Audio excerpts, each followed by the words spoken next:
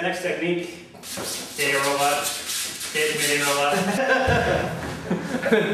Just even once. Nail that break. Hey guys, I'm Professor Cliff Seminario. Professor Juan Serrano. Instructor John Boone. This is what we call our very first Casa de Kenpo happy hour. This is kind of a special commentary on power, okay? You'll see the way Juan and I do things maybe a little different than what you're seeing in other Kenpo schools. Reason being, a couple different reasons. It's our mindset with Kenpo is a little bit different than it used to be.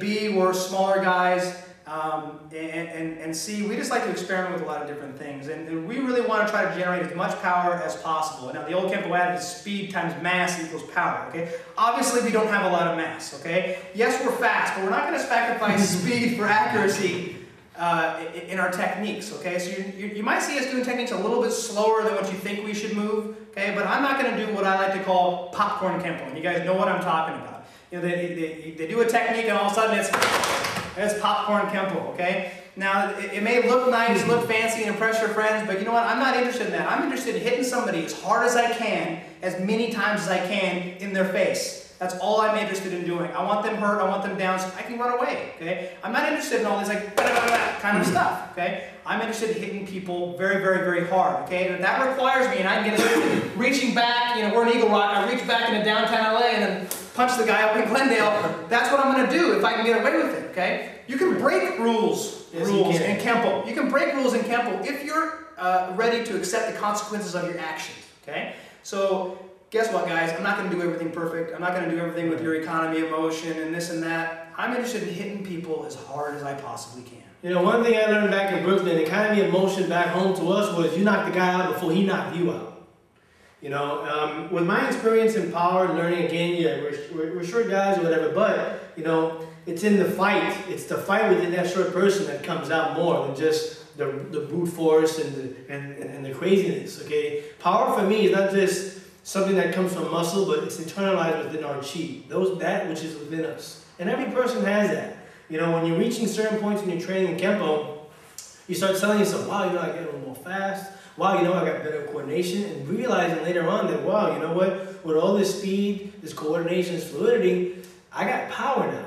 And the power isn't going to come because you're going really fast, or you're slapping yourself, because you can do that all you want, and all you're going to do is just have the guy laugh at you, okay? But the power should come in harnessed from the inside of your gut, deep inside. That's where it comes from, okay? It's not brute force that we're talking about. I mean, yeah, I can cock my hand back over here and knock the guy out with full force and power, but also there's a way of expressing that full force and power that's internalized that only comes when you train in the martial arts for so many years. And I think I'm not the only one who has experienced that. Many masters, I mean, Master Oyama was an amazing karateka when it came to power, and I think many people know that when it comes to Kyokushinkai Karate, you've seen that, okay? Gachin Funakoshi as well, okay? Awesome power, okay? The Cat Yamaguchi, okay? Amazing power. And they may be saying that, you know, we're talking about more Japanese style karate, but yeah, Kenpo has elements of Japanese karate. Kenpo has elements of Chinese martial arts too. And in the same sense, that's why it's important when we internalize the fluidity and the speed that we also have that power, so that way the full yin and yang is expressed. Okay? Again, I hope that you guys enjoy what you're seeing. Okay? This is our interpretation. Okay? I'm not trying to get literal in concepts and principles of techniques, that average of gravity is this, that I track at a 45-degree angle, when the radius is this angle, the heel palm comes out. I'm not about that, guys, because if I get too caught up in thinking, I forget the art. And I forget what the battle is in understanding the technique. Okay? You can get all technical and all you want in the art of Kenpo, principles and concepts. I will tell you this, it will not make you a better martial artist. It will not make you a better fighter. What makes you a better martial artist is training.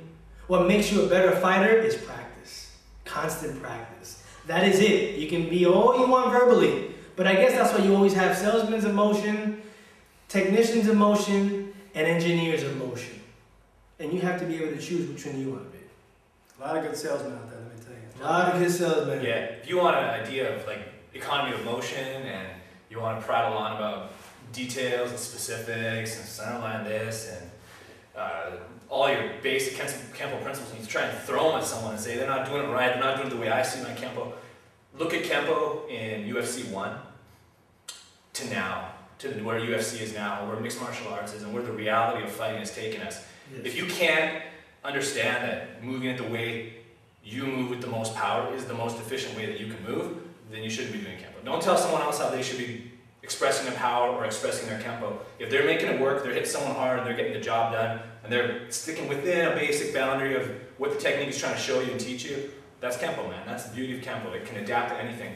Let me tell you, Keith Hackney probably didn't feel like too much of a man when he was fighting up against Gracie, who won all the MMA since the start, man. This hybrid of jiu-jitsu and the basics of power and strangulation and punching and kicking, just the hardest kickers and punchers. Those are the guys that are doing it. The principles in Kenpo, those are the principles that they're fighting with, but they're doing it with slightly different expression, and they're not concerned with the economy of motion and this and that. They're just hitting the guys fast. That's right. And they train like ridiculous warriors, and that's it. And there's your Kenpo.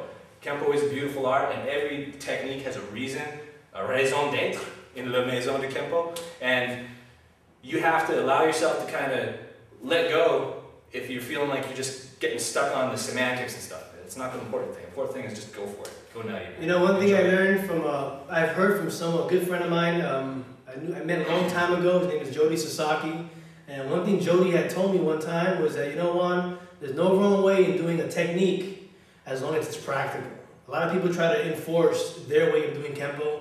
It's not the way it should be. You should express it the way you feel it comes out. After a while, yeah, learn the bases, but after a while, you should be able to let go and not be confined by the curriculum and still be able to express the art the way it is, you know, within your tailored form.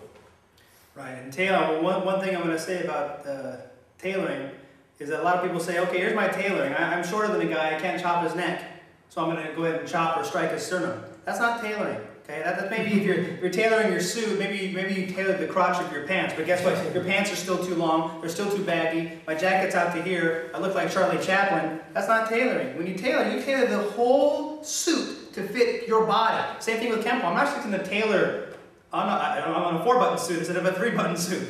No, I'm going to tailor the whole thing because it fits well at that point, but everything is tailored and it looks best and it's the most functional, and that's the key. Okay, so just a couple thoughts that we had on power and tailoring. I know you guys aren't going to agree with them. We really don't care. Hopefully, some of the open-minded people will like what we say. If you have anything to say, you can always contact us, and we'd be happy to have a conversation with you. But enjoy the techniques, and we'll see you guys soon. All right.